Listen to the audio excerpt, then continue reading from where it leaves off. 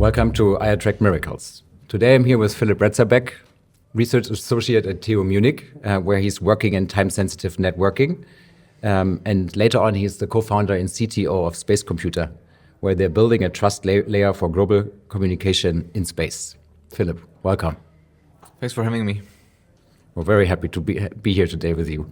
So tell me a little bit more about your origin. Where did you start when you decided to move to Munich and join TU Munich to explore in-car security? Definitely. So I'm originally raised and born in Prague, Czech Republic, and it's been a great time to live here. I have finished my undergrad, and actually I think the start, where do I go afterwards, started already during the time, because I decided to go for an exchange studies during my bachelor's in the second year. Mm-hmm. There was a super charismatic and motivational professor who came from South Korea to present at the university called Sungkyunkwan University. And they were just like, it was a new partnership between the Czech Technical University in Prague and the SKK University in Korea. And they were like, hey, let's do some collaboration. And together with two other students from the Czech Technical University in Prague, we went, three of us, to Korea. And it was like really the eye-opening factor for me, because I realized, okay, instead of just being based in Central Europe, which is a great place, I started to see the global world with respect to how it operates, what are the opportunities, international companies, and so on and so forth. So after I came back from Korea, I realized two things. I need to step up in the sense of thinking in a global scale, like consider competition is not only local but global, and also start to improve my GPA because of that, and see for where can be basically the next opportunities where to go to. And continuing with this mindset, I came across a great opportunity, which was an internship that was actually in Cisco Systems in the US. So I applied and it worked out. So nice. This was great. I also, at the same time, I found out that I'm accepted to the Technical University of Munich for continuation with my master's. So I had a dilemma. Do I go to Silicon Valley or do I go to master's directly? Fortunately, the university was very understanding and they allowed me to defer the entrance of my studies. Perfect. And I could basically then spend 1 year in the US, right in between my bachelor and master, which was also perfect timing because I could complete the chapter of my undergrad studies in Czech, go to Silicon Valley, spend there 1 year working, experiencing R&D and the product lifecycle of the security solutions we are working on at that point in time within Cisco. And then continue with my studies, basically right afterwards in Munich. So this was like a really great opportunity, and it allowed me to explore different angles, and also helped me to identify what are the stuff I enjoy. It led me to where I am today. So, but at that point, you were already interested in the security field particularly, or was that something, when did that start already? It's a great question. So I think I would say personally, I was already interested in security field slightly before that, but not in the full focused security, but networking, touching on some security protocols, but not as much. But I would say in South Korea, when I was talking with professors, we were talking about what will be the next hot topics, and security was always popping up. And I realized actually I really like it as well, and it's basically started already in Korea, and it was continuation afterwards, basically for the last, I don't know how long, almost 14 years, touching on different aspects of security, starting with that network security and more becoming and going down the rabbit hole of applied cryptography, understanding protocols, and so on and so forth. Mm-hmm. I mean, I believe we all have seen, the Hollywood movies where some hacker overtakes the car and crashes it into a wall or something like that. Yeah. So was that maybe also for you the reason to particularly go into in-car security initially, or? I think it end up being a great application, especially being in Munich, Bavaria. They are very having strong automotive industry, and there's a lot of partnerships, from the aspect not only the companies actually building the cars, but there is a lot of suppliers to car industry that actually are working on the internals of the network and so on and so forth. And for that, of course, if you consider that every car, maybe not in the past, but for what we see for the past 5 years moving forward, it's a massive sensor on wheels, right? You need to make sure that it's, of course, doing a lot of sensing of your externals, but also you want to make sure that the car internal actually is secure. And it felt like it's a good application to focus on security, because it's something that is running around us in high volumes of thousands, millions of cars, right, that are basically pretty much entering the market every year. And if you can make even a small impact and provide interesting contribution, I think it's definitely something exciting that can actually contribute to a big domain in itself. And I mean, I assume, security in a way is a continuous effort, right? Like, I mean, you never have a system that's fully secured for eternity, so to say.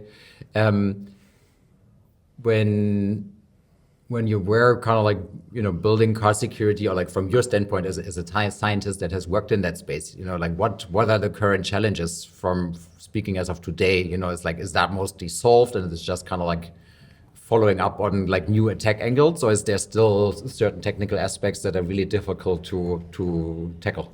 I think it's not solved yet because, as kind of like, especially for example, like with vehicles, right? We have a solution that is being built now, but it's going to be running around for maybe 10, 20 years in the field. So this is actually part of also my current dissertation I'm finishing at the TUM, is like focus on building robust and resilient systems, where of course at the beginning when we are designing, we have certain threats and ideas in mind, but it can change, right? Like for example, when we were designing a car 10 years ago, maybe you wouldn't have expected that AI will be where it is currently, right? It's a completely new threat that unlocks very much a new type of attack vectors, because suddenly, no longer like a dedicated lab that basically can go and take your components and try to reverse engineer it. Now you just like basically send your favorite LLM model against certain type of APIs, and you can be actually exploiting quite a lot of additional security holes that basically we see currently as well, right, in general market.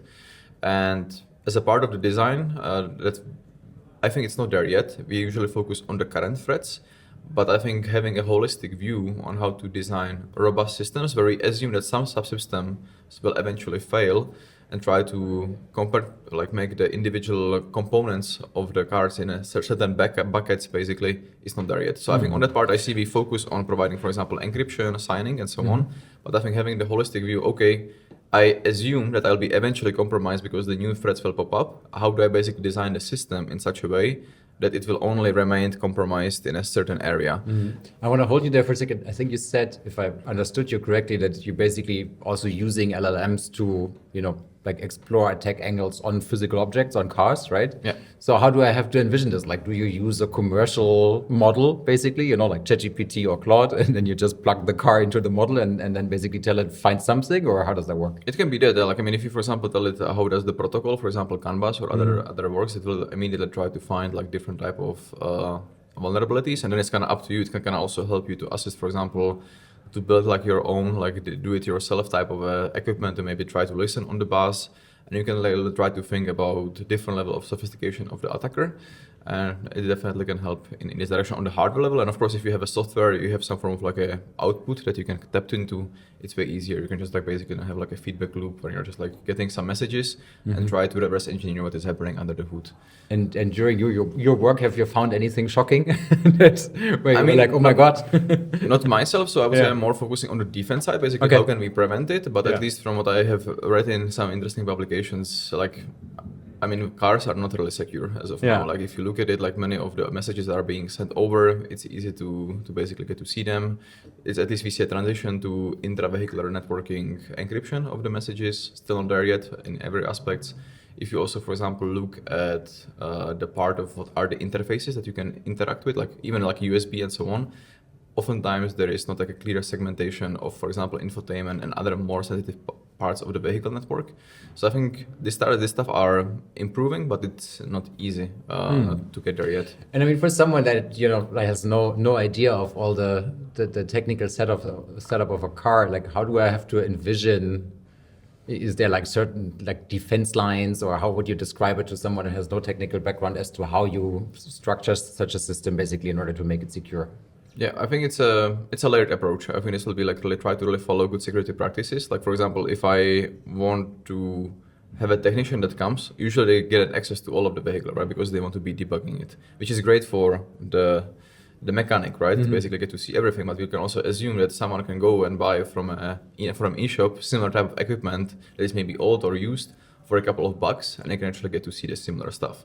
So I think on that part, there has to be some additional layers of security on top of that. Ideally, we want to, for example, have some authentication authorization that only, for example, the particular service that is actually having the access to the equipment needs to have up-to-date credentials to be able to access the information that are part of the vehicle. And I think the industry is shifting in this direction, but it's not there yet. We can still see, for example, older vehicles. You can just, whatever you do, like read everything. Read everything, do own debugging, basically see whatever error messages. Of course, because when they were built 15 years ago, no one was thinking that even would be a thing. Exactly. And at the same time, we're also making the cars in some way more complicated, right? Like currently, like if you want to do a software update, you start to have solutions like over-the-air update, right? Like I'm just like waiting in the garage for a couple of minutes before the update is completed, and then I no longer don't have to go to the dedicated shop to basically get these updates in place. So of course, it also means that there is the attack vector is increasing as well with respect to that. Yeah. And historically, many of the automotive companies were not security companies, right, as well. It's like they were, of course, So they had to focusing... kind of like level up their own knowledge and skills in order to make sure that they can protect themselves or like their product, basically. Exactly. It doesn't mean they didn't think of it, but it wasn't in the main line of business, right? Oftentimes, unfortunately, as we see it with security, it's something you're adding on top, but not as a kind of baked-in solution. Okay. And basically later on we see that, especially now if you talk about highly connected vehicles that are supposed to even talk to each other, sending information, sharing data, it becomes very important to actually have this type of security standards in place. Understood. And then I believe, based on the research we did before our conversation today, you've also been involved in kind of like some blockchain security research, right? Where you've been analyzing the block building of a blockchain. So how does that really, how did that happen in conjunction with the car security? Yeah, definitely. So I think that I would say the general approach of mine is to understand the building blocks, right? With respect to the technology, like do we talk about time-sensitive networking that we can apply to different domains? Do we talk about cryptography we can apply to different domains? And this kind of was the initial direction. And also for the intra-vehicle networking, we were looking into the ways on how can we minimize and mitigate a single point of failure. And for that, I was especially looking into the context of threshold cryptography. So maybe like a bit of a detail, what is a threshold cryptography? It's basically like a solution that allows you to, instead of having a single private key and respective public key, you can actually split the private key into several shares. And later on, when you are using it for decryption or for signing, you basically have to ask all of the individual peers to provide you the partial signature and combine it together. So that way... So to basically make a comparison here, right? It's like I have a key in order to sign something and I break up that key into 5 parts, give it to 5 of my friends. And if I want to get it done, I have to ask everyone to come back and like confirm that they have that part of the key in order to sign a transaction. Yeah. Perfect, exactly. So that way you can are mitigating the single point of failure, right, with respect to that. And ideally, it's also very applicable to a Web3 space in this context, right? Because so, but then if I'm thinking of a car right now, would that basically mean, let's say that one part of the key is coming from the light engine and one part is coming from the exhaust and one part is coming from, I don't know, another part of the car? Yeah, that will pretty much be the example that you can think about, that you have different components, different type of, currently you can think of just like the ECUs, the electronic compute unit that are distributed all over the vehicle. Nowadays it's becoming a bit more centralized in the vehicle, but still kind of the same analogy applies, that you don't want to have it on a single place because of course maybe the particular sensor chip, whatever, can get damaged in the way. So you want to have a way on how can I, for example, use the particular sensor for doing this type of operation. And of course, during the operation of the vehicle, you have also sometimes certain spikes of a load in different parts of the vehicle as well. So with this, you can also take this type of performance into account. And this kind of led me into, okay, actually, I really like this topic of threshold cryptography. As I was reading more into that, and of course, like I could start to see more and more applications of the use cases for threshold cryptography appearing in blockchain world, because pretty much like most of the current custodial wallet solutions, they are using some form of like a threshold cryptography under the hood, or even on the user side, you have like maybe 2 out of 3 multisig basically that is using something like this as well to basically protect your private keys as the user. And kind of through that, I got exposed more and more to the I would say world of blockchain. And at that point, I think started to look more into the distributed systems that are coming with blockchains like Consensus and others. Was a natural next step basically for me. And I mean, is that type of cryptography something that you would say is like fully developed and available on industrial scale and there's nothing to be done? Or what are the bottlenecks right now of that technology as of today? I think there are 2 directions or 2 answers to that. I think one part, it's developed in the sense that we see protocols that are being audited and are being used in the wild by several projects that are actually luckily providing their solutions. So on that part, it's developed. From, I would say, outside of crypto requirements, we see it needs the next step, basically. Like we need to have standardization. For example, most of the current schemes like AES for encryption or signing schemes like RSA, elliptic curves, and so on, they're actually having usually standard from NIST, from the National Institute of Standardization of Technologies from the US. That is usually making a competition, and eventually it ends up with having a dedicated standard, which later on everyone takes to apply. Currently, there is no. So like, how do I envision this? Like, there's a bunch of researchers that are then basically getting a request for submission from the NIS, and then basically you kind of like competing for the best solution. Okay, interesting. Exactly. Yeah. This was also happening in the case, for example, for post-quantum cryptography, which was like I would say the latest type of a competition. And it's not like something that happens right away. It's not like a hackathon. Yeah, of course, but it needs probably a couple of months to years, no? It's years. It's usually years. And usually we have rounds. So for example, for the post-quantum cryptography, there were like 3 categories for key exchange mechanism, signing, and encryption. And it took around 7 years, basically, when this competition for how long this competition was running. You basically start with a funnel 7 years, okay. Of like maybe like 70 schemes at the beginning, and you end up maybe with 3 or 4 schemes that get standardized at the end. So it's a long term, which is I think But how's that financed then? I mean, someone kind of like must be paying for all the research that needs to happen in order to submit something to that competition. Actually, on that part, it's very decentralized. So basically, you can think of it that each university or even companies, like I think there are a couple of great researchers from IBM or other type of established institutions that basically are just anyway doing the research on, for example, post-quantum cryptography or quantum computing, you name it. And they just keep on doing the research. They just like make a paper submission and they just like submit it to the NIST. So I would say that you can think of the NIST is more like the shepherd basically of this whole process to make sure that people are motivating to meet, but they can still keep on going with their respective efforts. So it's not like they just submit and they are waiting for what happens. What fascinates me, so, that's already sounds crazy complicated. Yeah. Right? And now you basically went a step ahead and said, let's put it into space.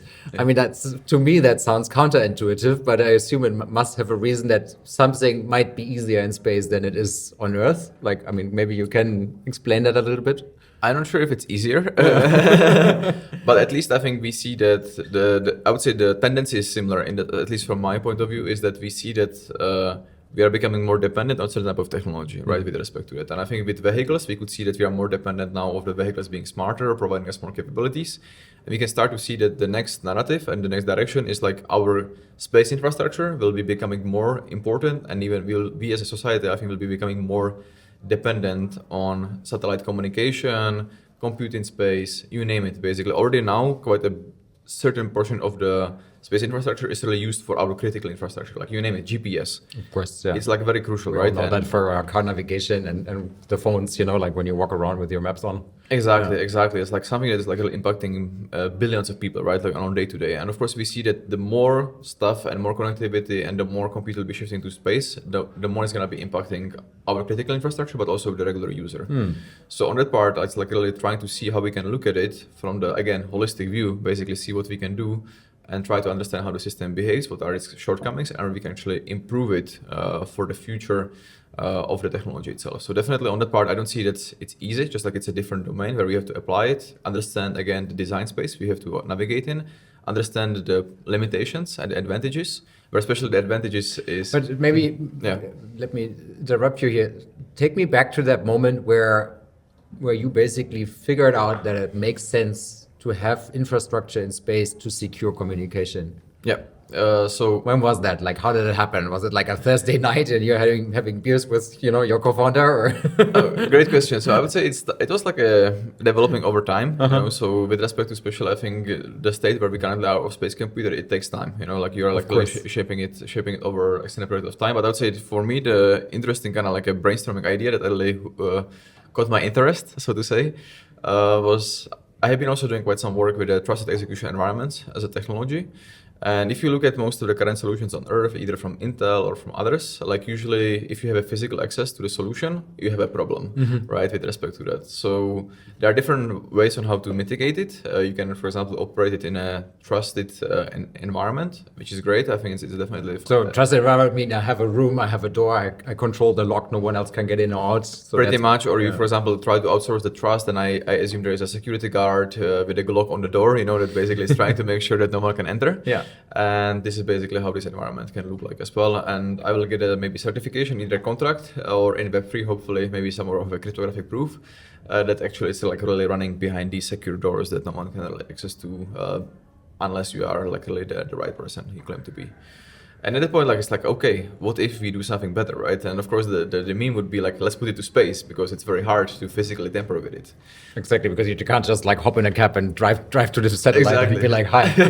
Yeah. Exactly. So this was, I would say, kind of like, it was the more like the initial, initiative to do it. But after you start to actually unfold it, what is possible. So you would say it started with a joke, so kind of like, like, hey, let's put it into space, ha ha ha, and then eventually it turned into the reality. Yeah, exactly. I would say this is like, I would say how it in some way started. Like kind of okay. And if you think about it, because we know that this technology works, but it has its shortcomings. But if you can do it in scale that is secure, I think the other part, of course, afterwards you can see the number of opportunities, right? Like I can certainly do either focusing on privacy solution, but I can also run like large, expensive models in a place where I really do not have to necessarily trust too many people, right, with respect to the operation, and it can really provide the next level and the next capabilities as an infrastructure as a service. But then, I mean, we spoke about the kind of like trusted environment situation where I have a room, I have a security guard and a door, and I can control who's going in and out. But then how does a satellite in space that can't be reached help me to control something on Earth? Like, can you take us through that process of how you kind of like verify something in this room by the help of a satellite? Yeah. So it's not an easy solution in some way, but I think the good part, same as, for example, we see with GPS, right? It's functioning. It provides us this capabilities that we are actually in this room. If you'll have a look at our phone, just currently the GPS, we can see it on our phone, but we don't have, for example, a really good way to attest it and verify this is like really the information we are getting. So we would like to kind of, for example, expand on that and kind of provide this whole data provenance as well. So ideally, we would like to have something like a scenario where we have our satellites that are equipped with the right sensorics in place and can have this additional trusted execution environment on board and can like really attest that the computation is happening in space, and we can get this higher level of verifiability and confidence. And of course also consider different type of threats. So again, kind of going back to when satellites were designed some years ago, right? Like there were different type of threats, because maybe you were considering state level attacker, but nowadays you don't even have to go that far, because the technology to be jamming stuff, be, for example, forwarding the messages of, for example, GPS and so on, is no longer so costly that only national level attackers can do it. It really becomes a technology that if you are skilled with a couple of hundreds of euros or maybe thousands of euros, you can actually try to go and try to disturb as well. So on that part, we really see the need of basically seeing how we can improve it to make it a technology that is up to date with current standards, but also hopefully build in new requirements for the next decades when it is supposed to serve and provide the functionality to us as well. I see. And then, I mean, I believe you already have a computer in space, right? You send it up with SpaceX. Maybe tell us a bit about how that process happened. Like, I mean, how do you even get a satellite into space by SpaceX? It's like a DHL package, that you book and then ideally, hopefully reliable, as well.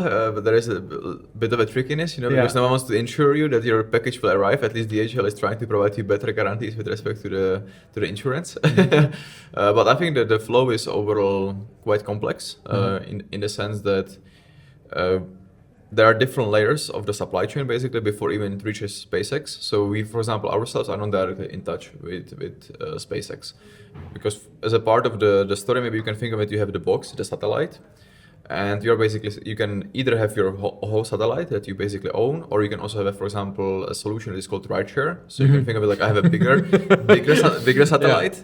And so it's like a bus basically, right? Like you buy a ticket to the bus and you get onto the bus with like 5 other people. And exactly. So either maybe I want to buy the whole bus, right? Maybe it's a minibus, depending on the budget.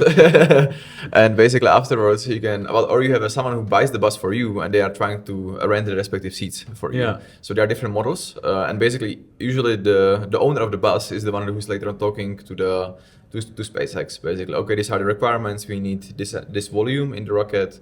And this is the stuff we need. And we are kind of more on the other side, like, okay, we are talking with the partners and they are telling us, okay, I have this amount of space that you can take, and this is the amount of power budget that you can basically go with.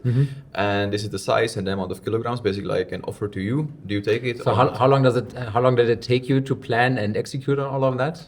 Great question. I think if I roughly do the calculation, we are talking about maybe 8 to 14 months in some aspects. So basically, like really thinking about the design of the hardware, maybe like a little bit taking one step back, where is this 14 months coming from? So usually I'm thinking about the initial use cases, right, with respect to what is the payload you want, and you are kind of thinking about the mission that you are building around it. So in that sense, we roughly identify what is the compute we are aiming for, and you are later on starting to think about the size of the overall package, the weight of the overall package, and the workload profile, and the power requirements. And you start to basically see, okay, with whom can I partner up? Because I mean, like in space, you have a solar panel that gives you certain output, so that's basically your limitation in terms of what you can put up there. Because like if you don't produce enough energy, it obviously doesn't work. Exactly. And then like what's on the other end? Like how do you? I mean, a computer produces heat, right? Exactly. So how do you cool it in space? I mean, there's a vacuum, right? So there's no. You need a massive, like again, this will be the other part. You need a massive passive cooler that again will be disseminating the heat to the surroundings, either through the satellite. Again, there's quite a lot of engineering basically has to go into that. But that's again, it's contributing to the weight, right? And weight again equals to dollars because you're basically paying for sending stuff. How much does it cost? Can you disclose that? Like I think the rough price per kilogram is in the order of thousands of euros currently. But of course, the promise is that it's already getting cheaper. So we are talking about from tens of thousands of dollars per kilogram. Now we are talking about thousands, which is already great. And if it's Starship or even maybe more competition in the market as well, we should be talking about hundreds or even like tens of euros basically per kilogram as well. And I believe kind of like the logistic traffic in space has already significantly gone up, no? Right? Yes, it's massive. I think currently almost every second day a SpaceX is launching new rockets to space that is coming back afterwards. Wow. So it's quite a frequency, with respect to that. And of course now with the promise of Starship, it's gonna get even maybe not as fast at the beginning, right? Because it will take some ramp up period, but definitely the volume will be way bigger compared to Falcon 9. So coming back to your technology, right? So I mean, we've now figured basically out how to get the satellite into space, and then I mean, you have your computer up there, and somehow it can basically create a cryptographic key, I assume. Yeah. So how does it do that? Yeah. So there are multiple steps. So kind of going back to go. So we were designing the payload. We were later on kind of going through the process of okay, this is the amount of compute we need. This is what are the hardware components we need. Let's put it together. And start to look for the different options, either rideshare or let's say CubeSat satellite that we can kind of put together and build a payload and ship it up to the space. So now we are in the status, we have the components, we can integrate it, and what is the workflow we are expecting, right? So one part, of course, we could go with a more naive fashion and just like ship maybe current TE technologies as we know with some of the limitations to space, but we wanted to do it something different. And this is the idea of the Space Fabric paper, where we are actually describing how could confidential computing look like in space that is also trying to address some of the other challenges beyond physical isolation in space as well, for example, regarding the hardware root of trust. This kind of brings me to the point of where do the keys basically live and how do we get to that point.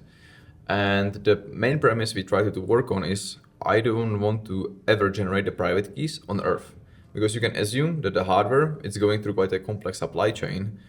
So anyone could manipulate it on the way, basically, right? Exactly, exactly. And you want to make sure that actually, like, I want to avoid the case when someone is touching it, I don't have always the visibility because, for example, we build a payload already. Even if we are doing it, we later on ship it to our integration partner who puts it onto the satellite, right? And then someone could put in like another chip or whatever that you don't know about that then exactly creates a backdoor. Then they can ship it to SpaceX, right? Maybe they even like can unfold it, make it run, whatever. Like it's maybe like a sci-fi, Mission Impossible type of scenario, but you kind of want to maybe consider it, right? Like as an option because the stakes can be quite high depending on the application. So how can we do it better? And it's basically we were kind of designing this whole workflow that we are actually generating the private keys only in space. And so that way, basically, even if you have physical access, you cannot like really read out the information or compromise the hardware. And we were kind of building as this type of requirement on the premise that we really want to make sure that even the supply chain is resistant. So with respect to that, we are relying on several secure elements that are like small chips. They are like still hardened against physical tampering. So even though we don't generate the keys on Earth, still we want to make sure that they are secure. And we are getting the public information from these chips that are like unique identifiers that are really baked into the chip. So unless you break the chip and you compromise the chip, you are basically can't reach it. You can't reach it. And we register this public information on Earth. So this, I would say, is the launch phase you are doing. So you kind of like, once it's up in space, you can kind of like read that data and verify that that's the same that it was before, basically. So there has Exactly. been no changes to the system. Yeah. Exactly. This is what we do on Earth. Basically, and once it's up there, we can, okay, now we are up there. And here we are having, again, like a layered approach to provide confidence to the user and to basically to harden the overall supply chain of the software as well. So the way how we do it, we are starting a respective firmware on the hardware that we are running there. And again, the firmware will be open source. People can go verify it's reproducible. So you can actually get a first signature. Okay, this is the firmware I'm expecting to see that is running on the system. Yeah. Check number one. After you do it, the next part is like I go to talk to these secure elements from within my secure enclave, and I'm generating the private keys only in space, and I'm able to also read the information. This is the public information we registered on Earth, and can bind it to the private key. But I mean, I'm still wondering, like, what is so special about being in space that makes that private key better than a private key that's generated on Earth? I think the general premise is that the private key in space is better because of the physical isolation. So basically, no one can really go and physically tamper with this particular key. That I would say is the part that makes it better for use cases that might be relevant for use on Earth. But I think the other part, we focus and we see definitely the division as more computers shifting to space. For sure, it's going to be better for the user on Earth if they want to run their application, like for example, key management service or something else that I want to be storing my keys in space. But where we see also, like, we don't have to only focus on Earth versus space, right? But we can also like think about space-based type of scenarios. So you can start to have like, I just want to operate my infrastructure and my application and my communication between satellites in space. The private key will never actually be even used for any On type Earth, of communication yeah. you see, but actually you will be just like happy to have a very secure environment that is running natively in space. That makes as sense. well. Yeah. And this is the direction we are seeing as well. And I mean, in terms of, you know, you're put, I don't know if you have paying customers yet, but basically, like, who is a paying customer on Earth that has such heightened security needs that they would hire you basically to set this up? Yeah, it's a great question. So I think one part is like, of course, we see that maybe we want to like use and partner up with people that can be like maybe using the services for key management service or something similar, like on a per API request or per key. We can still figure it out. But I think what we see especially interest is currently everyone wants to be shipping more infrastructure to space, build their own mini constellation, provide communication between their satellites and so on and so forth. And we actually would like to see if it's possible to integrate our hardware into others' infrastructure partners. So basically someone like us who is building their own payload, we could be also providing it to other next generation of satellites basically that can be relying on these secure components to kind of have a way of how to bootstrap, I would say, a very strong security guarantees across the infrastructure, where again the premise is we are designing for something not for the threats of past 10 years, but for something that will be operating for the next 5, 10, 20 years. And we basically want to provide the foundations for having the infrastructure that we can rely on for our day-to-day lives. Understood. And then, I mean, if you go back to the lab tomorrow, right, what is the things that are currently giving you a headache? Like, what is still really difficult to fix or figure out, and what might take you still, you know, like a couple of years to really get to production grade? Or yeah, I think it's a set of challenges. Like with respect to it, I think the space industry, even though we have heard about space, right, like space race, like already in the 60s, right, it was already like a big thing. We still see that there is a huge potential for making the overall industry much more integrated. So there is like no clear pipeline basically for getting and buying chips in bulk that are for particular purpose. They're usually not, there's like not like a dedicated line basically producing space hardware. It's like many of the components and satellites as well. Who are the companies that are producing space components at this point? There are like a smaller suppliers that are usually doing something in small volumes for a particular mission, which of course means everything is quite costly because there's no economy. There's no economy of scale yet. So this is the part we currently see hopefully more of a trend that basically will be like more of an economy of scale that you can like really go and just like take like example like a gaming PC, right? You can currently go and pick from your favorite type of manufacturers, pick and assemble your gaming PC at home. Currently, it's not really easily doable to do this for space. And is that like also like a geopolitical problem, or like is it easy for you to resource that materials? It's just a matter of cost, or it's a mixture. I think actually many of the stuff like have just like super long lead times. So for example, if you want to get a good high quality solar panels, the waiting time is maybe between 8 to 12 months. Okay. So it's like it's not something that you can get right away. Similar, we were talking about SpaceX. Huge respect to them, but there is a huge, I would say, there are bottleneck as well. Because currently, even if you want to go and just like launch your stuff with them, you will have to wait for maybe 8 to 12 months or even more than that before, even if you have the funding already, before you can basically launch something with them, because just like the capacity is on there. You have the problem, you book the slot 12 months in advance, and then you have to kind of like get your satellite ready, I guess. And then if you're not ready, they fly anyways and your slot is gone. Exactly. Yeah. So it's like really, I mean, you will hopefully get ready in 12 months, you have a good motivation to get ready. I see. But definitely it's something that you will have to think about it, right? Because like you're maybe committing to something that can change like along the way, or kind of like how do I make it work, right? Like, so there's quite a few issues in the overall workflow that are. And then, I mean, you earlier spoke about, quantum security, and that there's a risk that through, quantum, that we basically get into a situation where current security measures basically are not sufficient anymore. So is that something that you're already anticipating now in the way you design your satellites? Definitely, because I mean, we know that there was some premise of 2030, maybe it used to be 35, now it's like 30, now even like after the Google paper release, it's 2029. So it's no longer like something that you can omit, right? Because the life cycle of a satellite is several years. So basically, even before we reach the end of the life cycle of a satellite, we would be affected by that. So definitely with that, we are already designing for PQC requirements in mind. And as a part of the actually current solution, we have a good solution on how to, we call it like a post-quantum readiness. So we have a path on how to upgrade our software.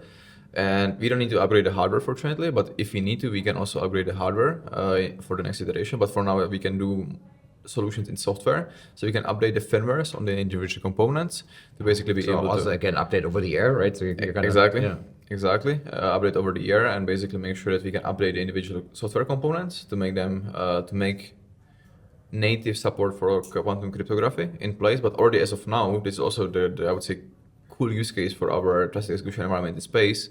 You can use it as a way where actually you are already generating the quantum key, a post-quantum cryptographic key, inside of this secure enclave itself.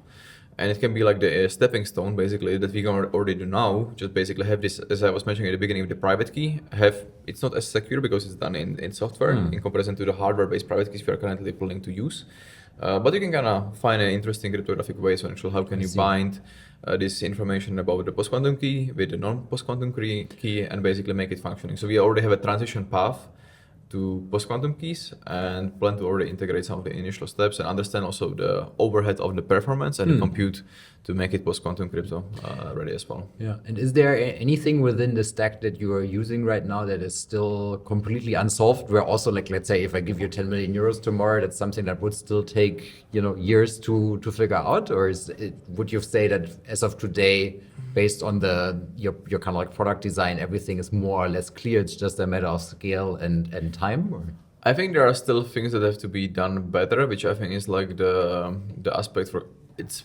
On theory, I guess we know some solutions, just like it's like a limit of getting there. And I think the hardware is like really a big chunk of the work to be done, like to make it more robust, more hardened, to really not have to worry about bit flips, and this type of what physics. Is a bit flip? Bit flip is like that because we are operating in low Earth orbit, or even like depending on where the satellite is gonna be parked, it can be even farther from Earth. You have less of a protection from the atmosphere. So due to the solar flares and the radiation basically from the sun, it's possible there'll be a beam of light that will hit your particular transistor on the chip or in memory, and they can change from 0 to 1 or 1 to 0 basically depending on that. So it's a different type of like a physical threat that you have to So that's consider. a magnetic field, or what is it? How does it work? It's like a radiation basically. Radiation, okay. Basically that you can be getting from the sun. So you have to kind of account for different type of threats from the physical world in this case. It's another attacker. Another attacker, exactly. Yeah. It's like having a huge light. It's like the sun sending quite a few of these like all the time. Yeah. So for example, like solar flares, right, like can be a problem that we have to kind of account for. And currently, the best way is just like shut down your system and wait until the solar flare is over. Exactly. But Okay. you might be late, right? Like, or just in general, there can be just something that you don't see, maybe, and it's something that is tricky. And of course, we need to build solutions that we are working on in software, which is great because you can update it, maintain it. But if you can do much more in, I mean, if you're supplying time-critical security, then it's kind of not a solution to switch off the satellite, right? And be like, oh, we're not available right now. Sorry. No, exactly. Yeah. So you definitely want to have like a layered approach again. And I think on that part, like on the hardware front, can be done a lot of innovation, not only from the radiation perspective, but for example, also the chips are in general running in a much broader temperature ranges, for example, because when the satellite is flying over, right, like you are at some point, you are, for example, in the part where you are being covered by the Earth, so you are in the nice shade, but you're also actually flying front of the sun, right, in between sun and Earth. So at that point, like the temperature differences are massive. You're talking maybe about like 200-300 degrees on that one side, Wow. Yeah. and then like minus 50 degrees on the other side. So you will have to kind of also. What's the lifetime of such a satellite, like expected lifetime? It depends, but it's somewhere, let's say between 3 to 5 years is the expected lifetime basically of the satellite. You can also like make it last longer. There are ways, but it's usually then like does the cost of the satellite and the hardware you have on board and so does it actually make sense? Because usually like you will start to have the drag, so the satellite will eventually go back will be dragged back by the Earth. So you maybe want to later on have some engines on board to basically keep pushing it back and fight back, So it doesn't crash. Yeah. So it doesn't crash and so on. But of course then it's like it becomes more sophisticated. So again, you have to put more efforts. It's costing more money. And if anyway, if the hardware doesn't survive for such a long period of time, it's not ideal. Or it doesn't have to be even no longer. It doesn't have to be damaged, but maybe just becomes obsolete. So it doesn't basically keep up with the requirements you have as well. Okay. I want to take you into the future. Yeah. So it's 2040. You're currently operating the fourth generation of your satellites in space because you've burned through the other three. How has the world on Earth changed? Like maybe you want to pick a certain person or a certain situation and describe to us, like you've fully rolled out the security logic of SpaceComputer, like other companies have integrated your security solution into their systems. Maybe you can take us through a day of someone that is using that infrastructure for their own purpose. Yeah, it's a great idea. So I think let's pick some nice names. So we have Alice and Bob, right, in the world of cryptography. Nice. So let's say I will pick Alice, right? Like it's I think the known one. And I think Alice will be very happy to kind of have the technology in place, right? Because maybe she doesn't live in Prague where she has the luxury of a fiber connection, but maybe she's living in a bit more of a rural area, right? Like, and in the past, maybe she could be using something like a Starlink, but now she wants to have also options from other solutions than Starlink that can be providing different type of options.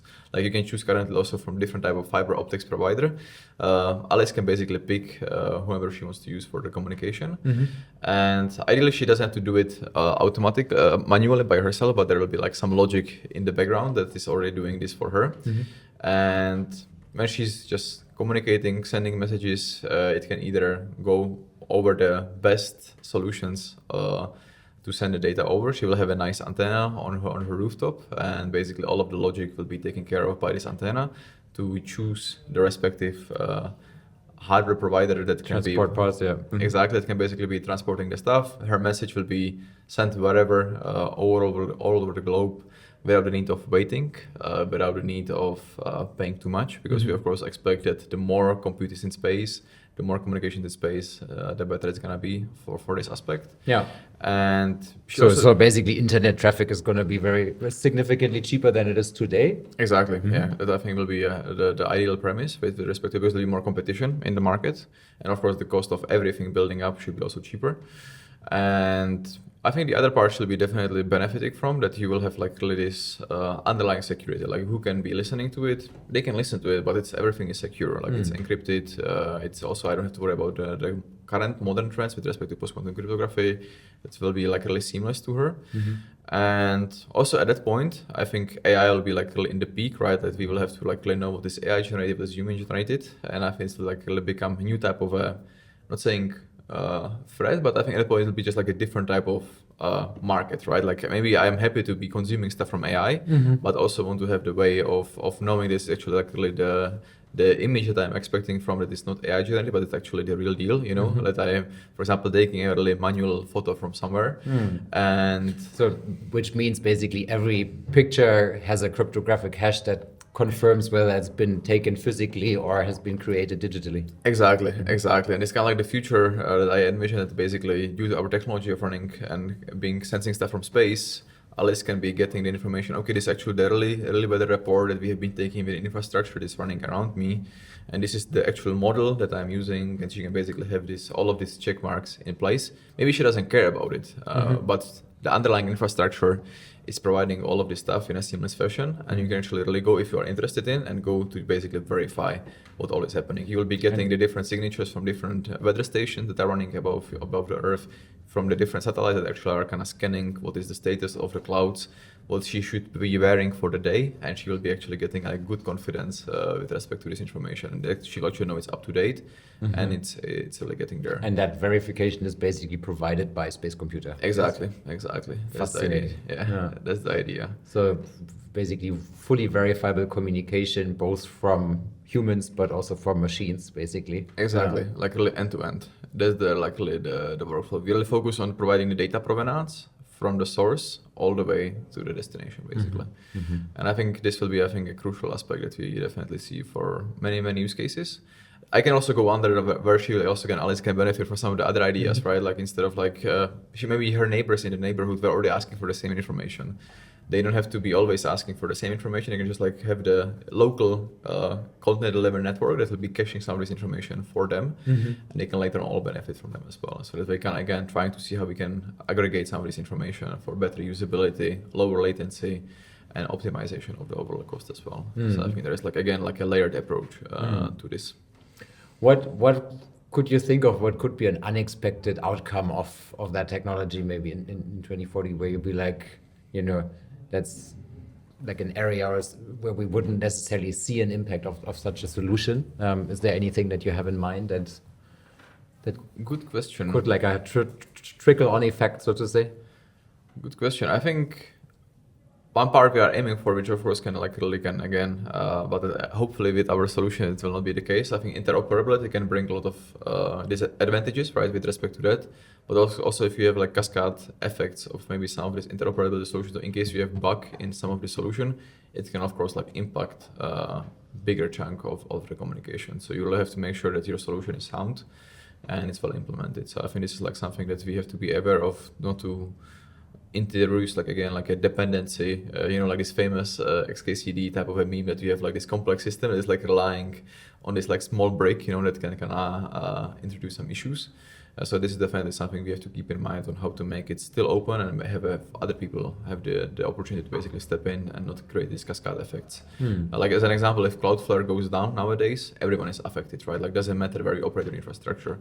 Is there something we can, for example, do better to really avoid this type of settings in the future? Because as a type of solution, we would like to provide similar set of features to that in the future.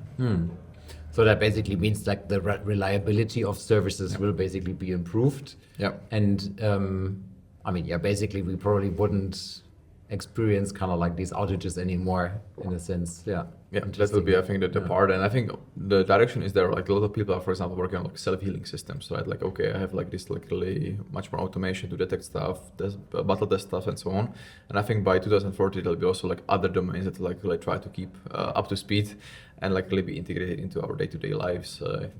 AI, I think, being a big driving factor for many of these. I think the software will get more battle tested because we will see a lot of, as we can hope. I'm hopeful that I think the next year and this year will be of course a lot of bugs will be exploited, but I think the industry and the general approach to stuff will again manage to catch up to be closing these holes and make the systems much more robust for the future. Because now very powerful tools are in the hands of pretty much anyone that can go and discover bugs in the systems, right? So I think it will again in general step up the game, basically make things better. It's my hopeful thinking that we will use it as an opportunity to make things better. But in general, I think we see the trajectory that already, of course, especially if you talk about financial systems and so on, you really need to have something that is very robust and very secure, because our day-to-day stuff are relying on it, and no longer we can afford that the insurance will be taking always the hit. I think they'll just at some point the cost could be too high to cover the cost for that. Yeah. And then how does it work? If I think of a transaction that you're securing, and as you said, described earlier, you're verifying everything. So what happens to intermediates? if I communicate with another party and through your infrastructure, I know basically this is verified, it's secured, there can be no one in between because it's fully encrypted. Like what happens to kind of like, I mean, if I think of a normal use case, like you have, let's say, a manufacturer and it has a brand, and because I trust that brand, I buy their product because I assume, like they're building the product in a secure and appropriate way that is not, is not harmful to myself, let's say. I mean, from what you're describing, that your approach would replace that, right? So I don't have to have that trust anymore because the entire communication is verified. Yeah, exactly. And so how does that impact basically other fields, like in terms of like trust building through, like a brand or communications or? I think the brand will be there. I think this aspect of like verification will just be gonna providing, I think it's like one part is to, of course, it might be disturbing some of their workflows at the beginning, but I think overall it should be also actually strengthening some of the aspects, right? Because nowadays, even if I'm let's say a great photographer, AI can actually do quite well, right? In the future, it will only get better. So actually, I think eventually you will start to see that you want to actually have this additional assurance to provide to the users, because there can be a very easy way to actually create fake information that can be looking like me, right? Or like my type of brand. So actually, I want to really make sure that my content that I'm creating, that I'm putting a lot of effort into, stays authentic, right? It will become mine. So I think there will be like a huge demand for this type of solution that no longer, I think the reason why this kind of like a social contract with respect that where I don't need it is still in place is because the scale wasn't there in some aspect, in the sense that I could still have this kind of connection and it was still possible to do it. But I think with the trajectory we are currently on, there'll be much more automation, much more agents, you name it, basically. Like the scale afterwards will be so massive that creating something fake that looks something like that we see in the industry already is no longer like a matter of deep tech, like it's spending years of doing it. The barrier to entry will be very easy to basically create a good sophisticated scam. And I think on that part, the companies and the brands will be actually happy to look for solutions to protect their know-how and actually the authenticity is likely coming and the trust that they are kind of injecting into the overall system. That's a little bit like my pessimistic thinking, but I think overall we see that there'll be a need for this type of solutions because AI can be used for both parts, right? It can help to accelerate for good things, but also we see that many scams and other aspects are becoming way more sophisticated. And I think the way on how the other brands can basically benefit from it is like also to find a way on how to strengthen the messaging and the workflow they have. Yeah, I mean, feels to me like a reassuring narrative, right? Again, coming back to like a car manufacturer, where we assume they build safe cars, and then obviously every now and then there is some news that something wasn't as safe as everyone assumed, autonomous cars or like certain data protection on the position of the car or whatsoever.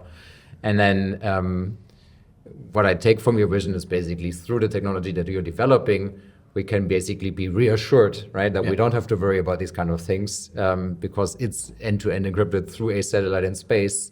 And we can kind of like verify where that information is coming from. And that kind of, allows us to be less concerned about, the technology maybe tricking us into something, or AI tricking us into something, or someone that tries to exploit us, basically. Yeah, exactly.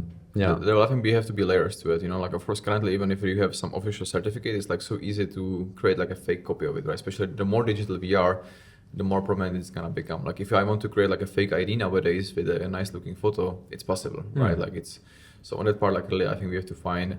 I hope we will not go the extreme other path, which will be we can go also super analog again, right? To kind of fight all of these like new solutions, which I think it doesn't scale, right? Again, it's like something that hopefully we can learn from it. And I think the technologies are becoming mature enough to basically provide us the guarantees we want for the future. Just I think we have to pick the right tooling and integrate it, because I think the other part is if we would not be doing it can be also less optimal for everyone.